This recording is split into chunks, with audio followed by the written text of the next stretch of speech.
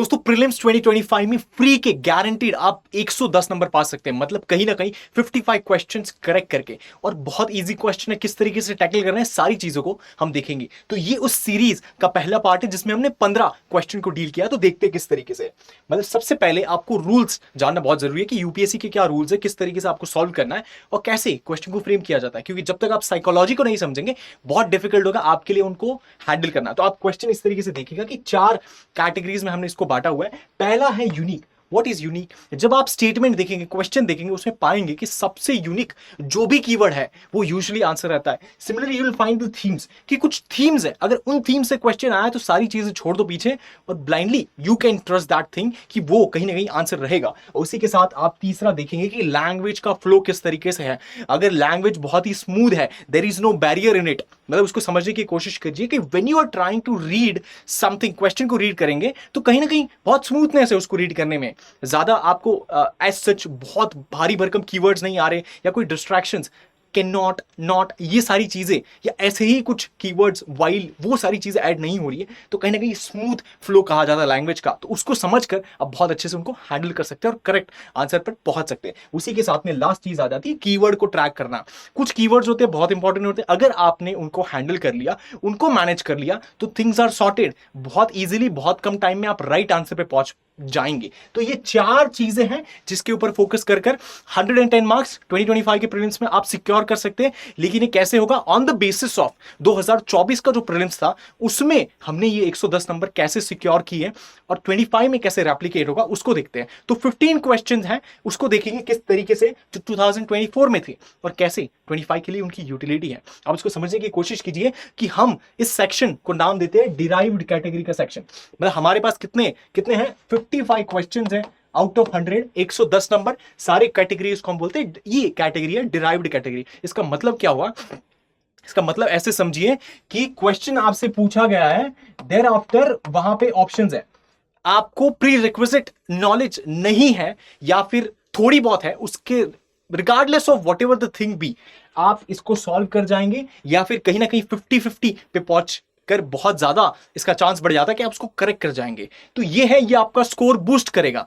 मतलब जो basic nuances है वो तो जरूरी है, लेकिन this are the score boosters. तो कहीं ना कहीं जो आधा पेपर आपका रहेगा वो स्कोर बूस्ट करने में हेल्प करेगा। तो किस तरीके से रहेगा? पहला क्वेश्चन 2024 प्रीलिम्स का देखिए किस तरीके से क्या पूछा जा रहा है कि 2 लार्जेस्ट कोकोआ प्रोड्यूसर कौन है, और ऑप्शन में इस तरीके से दिया गया है।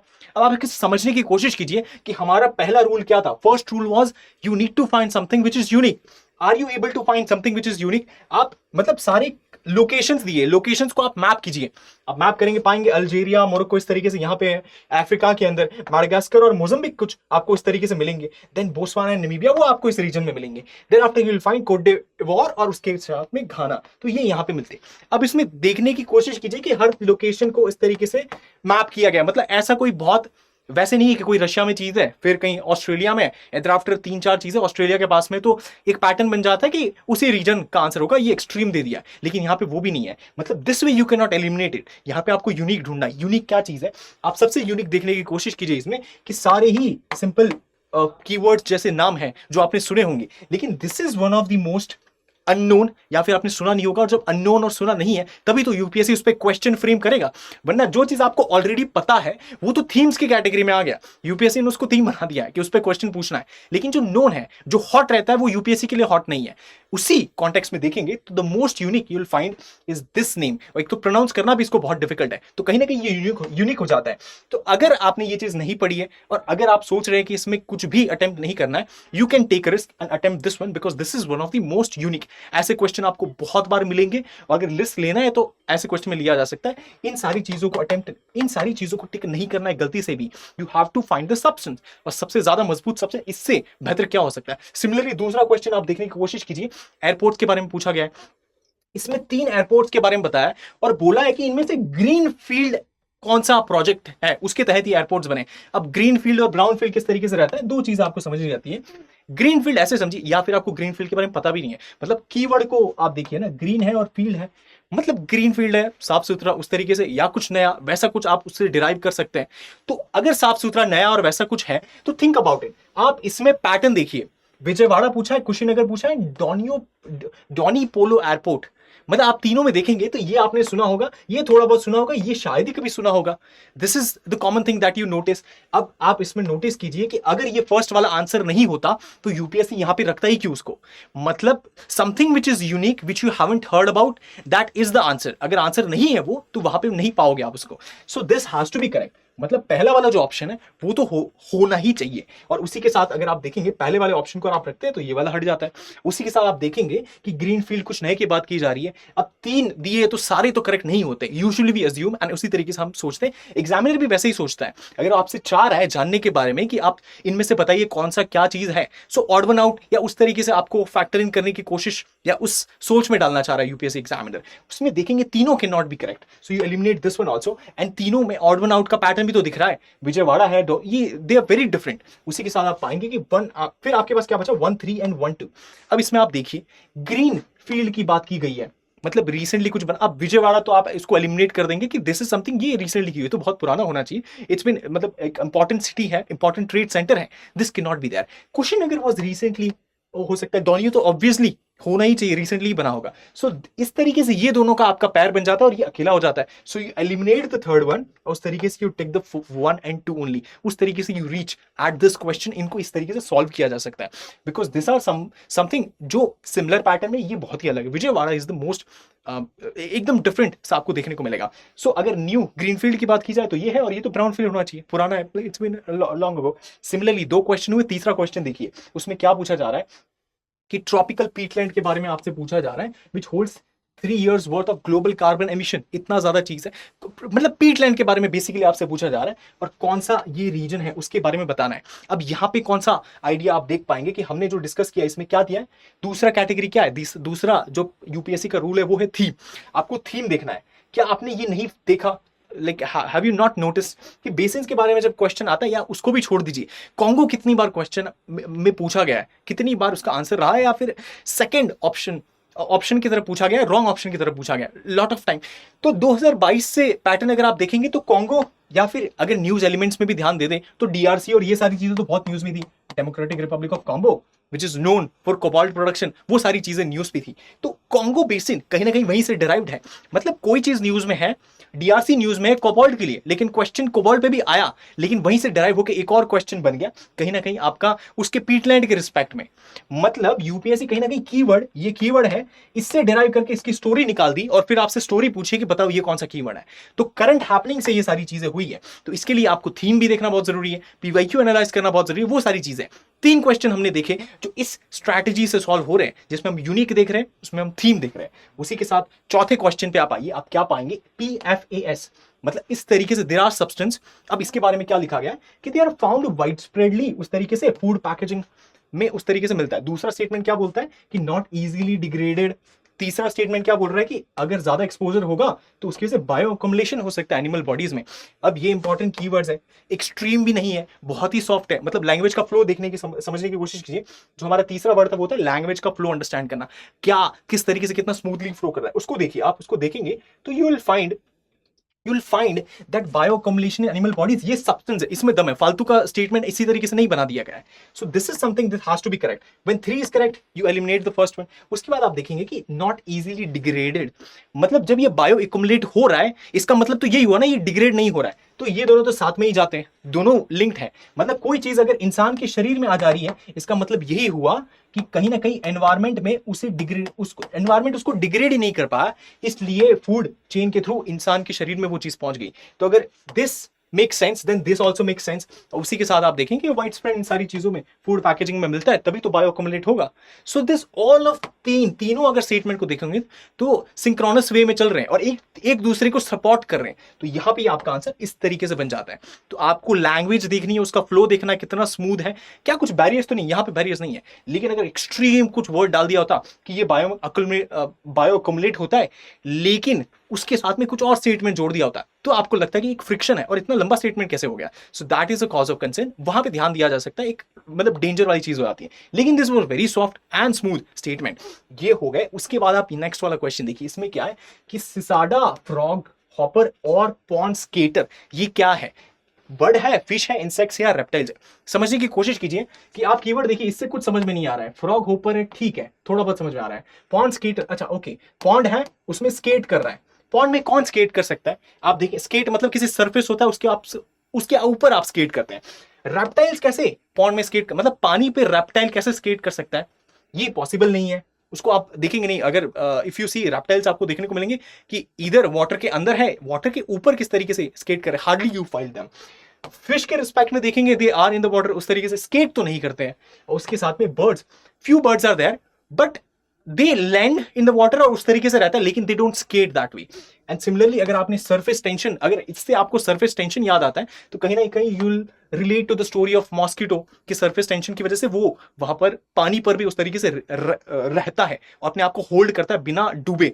तो कहीं ना कहीं सरफेस टेंशन वाला जो कॉन्सेप्ट है वो आपको इंसेक्ट से आप रिलेट कर वहां पे इसको टिक कर सकते थे। So your basic static knowledge जो आपने 10th या 9th में पढ़ा होगा वो कहीं ना कहीं यहाँ पे रिलेट होकर आप इसको सॉल्व कर सकते हैं। क्योंकि स्केटर की बात की है तो इंसेक्ट्स ही है जो स्केट कर सकते हैं, जिसके लिए बहुत ईजी है स्केट करना। एक और लॉजिक बनता है, अगर आपको स्केट करना है तो आपको ये चाहिए कि जिस सरफेस के ऊपर स्केट करेंगे वो कम से कम भारी हो, आपसे ज्यादा डेंस हो, और मॉस्किटो के लिए यही तो बेस्ट अप्रोच रहेगा। आपको भारी सरफेस ढूंढना है तो सबसे या तो सरफेस भारी ढूंढिए या फिर खुद को आप हल्का बनाएंगे। So insects are the one which are, जो खुद को हल्का बना चुके हैं उस तरीके से हैं। तो दिस इज समथिंग जो इंसेक्ट्स के लिए पॉसिबल है।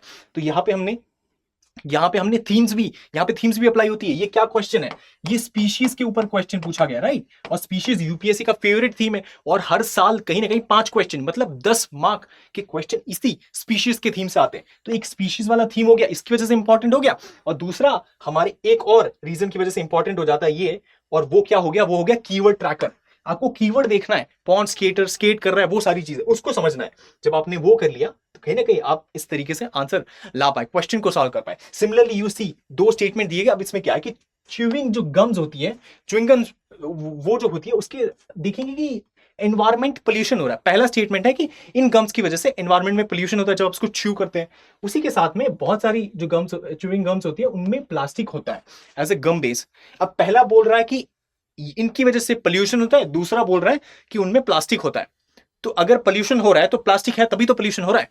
तो दोनों ही रिलेट करते हैं एक दूसरे को और एक तरीके से फ्लो कर रहे हैं। ये इसको एक्सप्लेन कर रहा है, कह रहा है पोल्यूशन हो रहा है, इसने कह दिया प्लास्टिक है, तो ये रीजन हो गया उसके पोल्यूशन होने का। तो कहीं ना कहीं you can go with this कि दोनों ही करेक्ट है, और ये जो है ये इसको सेकंड वाला फर्स्ट को उस तरीके से एक्सप्लेन कर रहा है, ये रैशनल बन जाता है। मतलब आपको कीवर्ड देखना है, आपको उसकी स्मूथनेस देखनी है, आपको उसका लॉजिक ढूंढना है कि क्या फ्लो कर रहा है कि नहीं कर रहा, सिंक्रोनस वे में फ्लो कर रहा है कि नहीं कर रहा। दैट इज समथिंग जो इंपॉर्टेंट हो जाता है। उसी के साथ थीम के बेसिस पे देखें तो एनवायरमेंट पोल्यूशन इंपॉर्टेंट कीवर्ड हो जाता है, इंपॉर्टेंट टॉपिक हो जाता है यूपीएससी प्रीलिम्स में क्वेश्चन आने के लिए। तो थीम भी यहां पे बन गई, लैंग्वेज को आपने फ्लो भी देख लिया उसका, और कीवर्ड ट्रैकर के हिसाब से आपने उसको हैंडल भी कर लिया। सो चारों जो कैटेगरीज है वो कहीं ना कहीं मल्टीपल टाइम्स भी लगेगी, और उसकी वजह से आपके जो चांसेस है उसको सर्टेनिटी के साथ सॉल्व करने के वो बहुत बढ़ जाते हैं। तो एक ये चीज हो गया। सिमिलरली नेक्स्ट क्वेश्चन आप देखेंगे उसमें किस तरीके से कि आपको देखना है lions do not have particular breeding season, उस तरीके से दिया है। Similarly unlike most other big cats, cheetah do not roar. This was in news, cheetah was in news कि उस तरीके से कूनो नेशनल पार्क में चीता आए और वो सारी चीजें न्यूज में थी,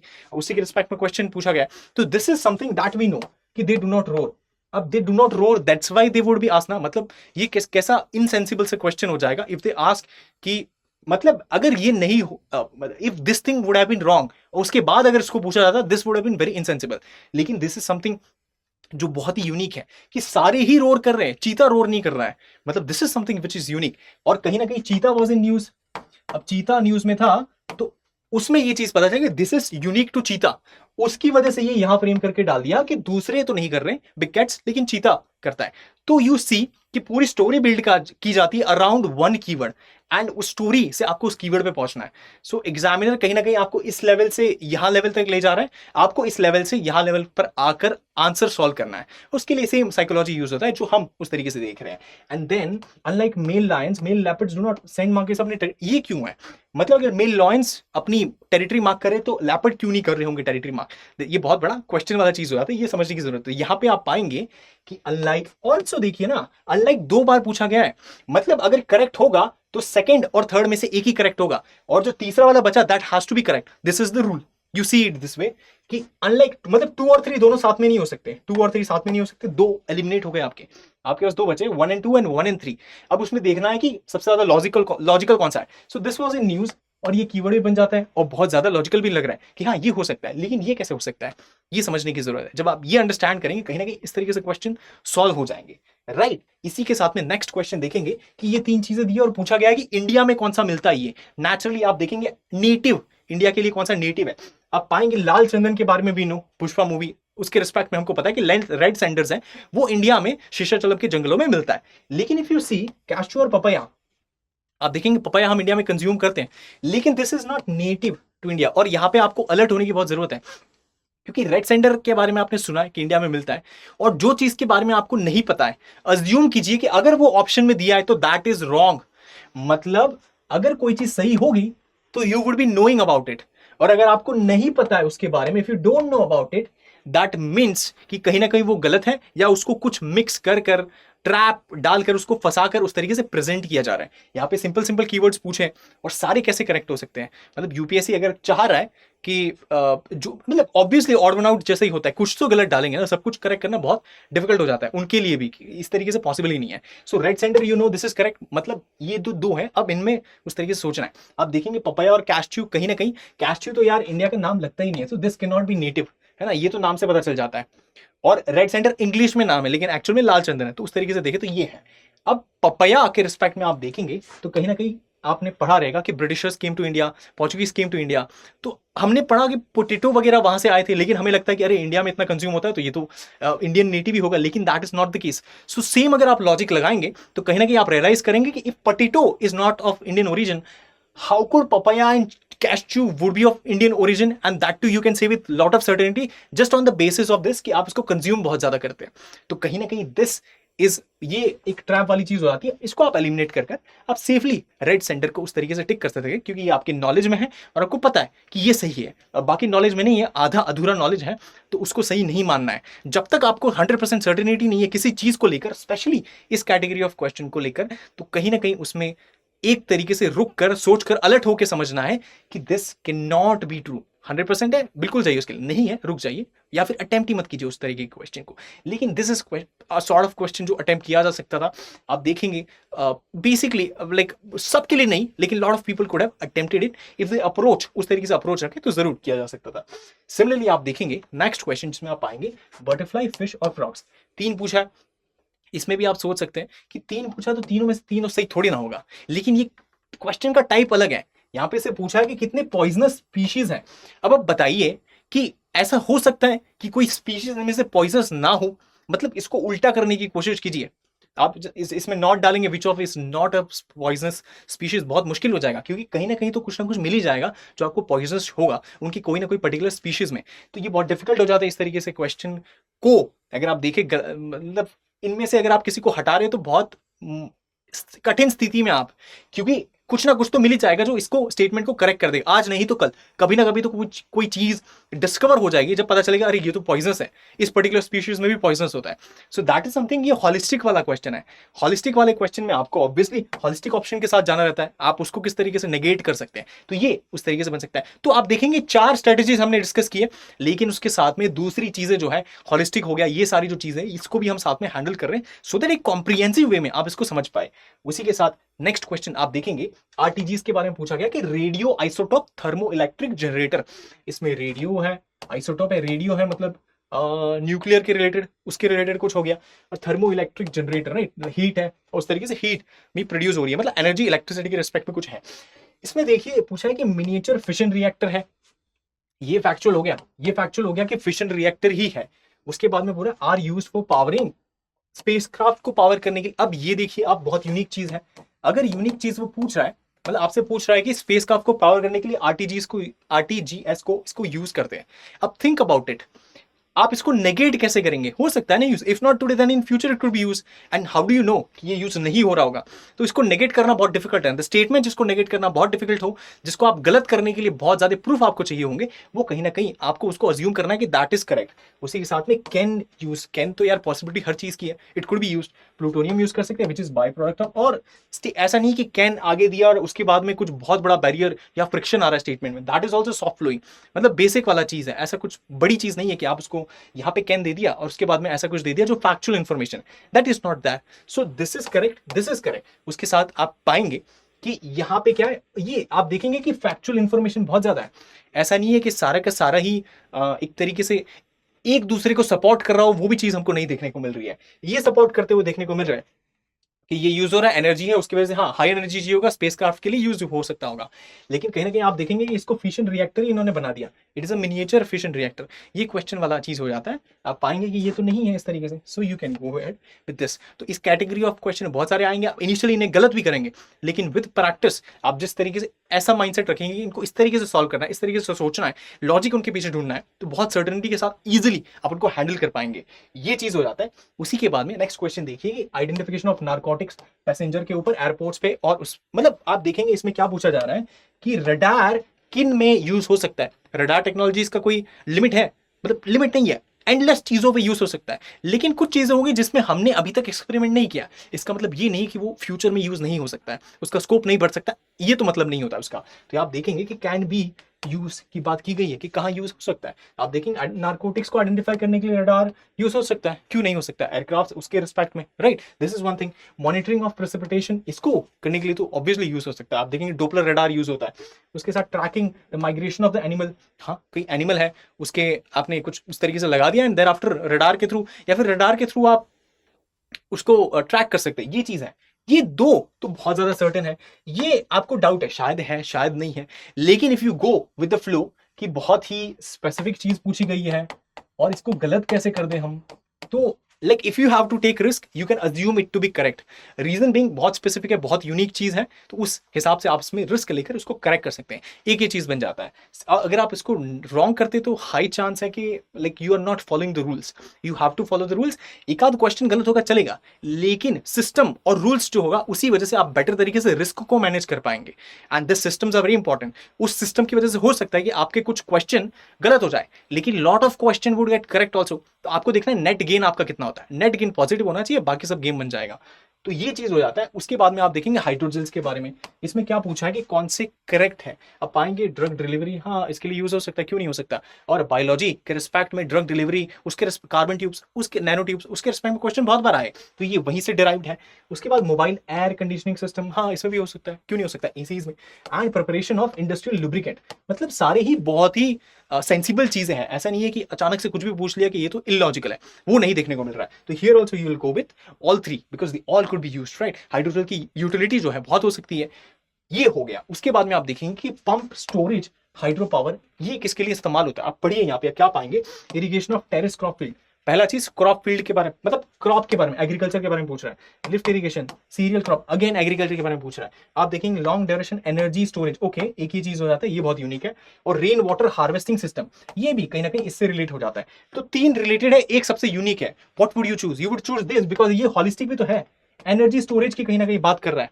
और यहाँ पे जब आप रेन वाटर हार्वेस्ट करेंगे उसकी यूटिलिटी रहती है, thereafter you can use it for this also.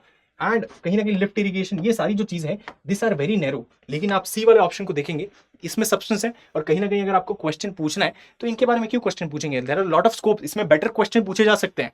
ऐसा क्वेश्चन इसमें क्यों डालेंगे, अगर ऐसा कोई क्वेश्चन डाला जा रहा है, वरना उसके पीछे कोई वजह है। और वजह क्या हो जाती है, वजह ये हो जाती है कि पंप स्टोरेज इस तरीके से, this is a keyword that they has to link with the energy storage. और ये यूपीएससी का थीम है, आप इसको ध्यान में रख लीजिए। एनर्जी सिस्टम्स के बारे में पढ़ेंगे, यूपीएससी का थीम है। अगर कहीं भी आपको दिखता है, आपको नहीं पता है कि उसका आंसर क्या है, कहीं ना कहीं आप सेफ एक बैट ले सकते हैं इस चीज पे, right. This is one thing. उसी के साथ में अगला क्वेश्चन आता है मेम्ब्रेन बायोरिएक्टर। अब क्या है, बायो है, रिएक्टर है, मतलब कुछ बायोलॉजी के रिस्पेक्ट में एनिमल वाला एस्पेक्ट आ जाता है, लाइफ का एस्पेक्ट आ जाता है। और मेम्ब्रेन है, मतलब ऐसी कोई चीज है यहाँ पे कुछ लाइफ है और ये मेम्ब्रेन है, इसको सेपरेट करती है। जैसे सेमी परमिएबल मेम्ब्रेन अगर हम पढ़े हैं तो उस तरीके से हम देखते हैं, ऐसा होता है। तो इसमें क्या होता है यूजुअली कि कॉन्सेंट्रेशन ग्रेडियंट के अक्रॉस ऐसा कुछ होता है, और कोई चीज कचरा होता है तो वो साफ होता है, वैसा कुछ होता है। आपने जब तक उसको पढ़ा होगा कि मतलब जो एटम्स होते हैं या फिर जो मॉलिक्यूल्स होते हैं उनका सेपरेशन वहां पे देखने को मिलता है। यहाँ देखेंगे कि असिस्टेड रिप्रोडक्टिव टेक्नोलॉजीज में इसका इस्तेमाल होता है, लेकिन आप देखेंगे लिंक नहीं मिल रहा है, मतलब किस तरीके से यूज हो रहा है। बहुत ही ऐसे लग रहा है कि बहुत ही डाउटफुल है, मतलब सर्टेनिटी नहीं आ रही है कि यूज कैसे होगा इसका utility. Drug delivery nano technologies में इसको यूज कर सकते हैं, मेम्ब्रेन बायोरिएक्टर को, हो सकता है शायद बायोरिएक्टर दिया है, नैनो टेक्नोलॉजी हो सकता है। वैक्सीन प्रोडक्शन में यूज कर सकते हैं। अच्छा, अब ये दोनों सिमिलर मिल गए हमको। उसी के साथ आप देखेंगे वेस्ट वाटर ट्रीटमेंट टेक्नोलॉजीज में यूज करते हैं, ये मिल गया हमें जो हमें चाहिए था। वेस्ट वाटर ट्रीटमेंट क्या होता है, वेस्ट वाटर ट्रीटमेंट में कहीं ना कहीं खराब है कचरा इसमें से साफ पानी निकालना है और कचरे को सेपरेट करना है। तो ये मेम्ब्रेन का यूटिलिटी आ गया। तो आप पाएंगे कि जो भी कीवर्ड्स दिया है उसको लिंक करना और देखना है कि मेम्ब्रेन का यहाँ यूज है कि नहीं है।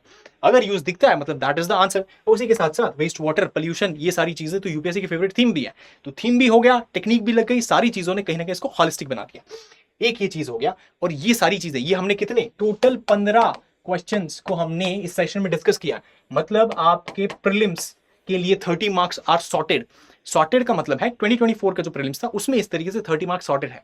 और ऐसे ही 2025 में भी क्वेश्चंस आएंगे जिसमें आपको इस तरीके से थीम्स दिखेंगी, ये स्ट्रैटेजीज लगेगी। यूटिलिटी की हमने जो बात की, यूनिक देखना है आपको कीवर्ड ट्रैक करना है, आपको लैंग्वेज देखनी है बहुत स्मूथ है, आपको उसका सब्सटेंस फाइंड करना है। अगर स्टेटमेंट में दम है तो वो आंसर होगा, दम नहीं है तो आंसर नहीं होगा। एक बेसिक लॉजिक जो है वो उसमें लगता है। और इसी तरीके से आई होप एंड विश आपको ये चीज पसंद आई हो। अगर पसंद आई हो अपने फेलोज के साथ जरूर शेयर करें जिनका भी प्रीलिम्स नहीं हो रहा है या अटक रहा है कुछ नंबरों की वजह से। तो कहीं ना कहीं ये जो फ्री के मार्क्स हैं दैट इज समथिंग जो बहुत ज्यादा हेल्पफुल रहेंगे। एंड ये बहुत सर्टन रहता है कि एक बार अगर आपको मेंस का कॉल आ जाता है तो फिर बाकी आपकी मेहनत के ऊपर है, आपके हार्डवर्क के ऊपर है। अगर आप सिलेबस सही तरीके से पढ़ते हैं और उसको कवर करते हैं तो कहीं ना कहीं सर्टेनिटी के साथ इंटरव्यू कॉल और फाइनल सिलेक्शन पाने के चांसेस भी बढ़ जाते हैं। तो अगर प्रीलिम्स आपके जर्नी में एक तरीके से हर्डल के रूप में है तो दिस सीरीज इज समथिंग जो आपके लिए भी हेल्पफुल है, आपके फेलोज के लिए भी हेल्पफुल है, so that all of them clear this examination with good marks और मेंस की सर्टेनिटी के साथ कॉल आए। Thank you.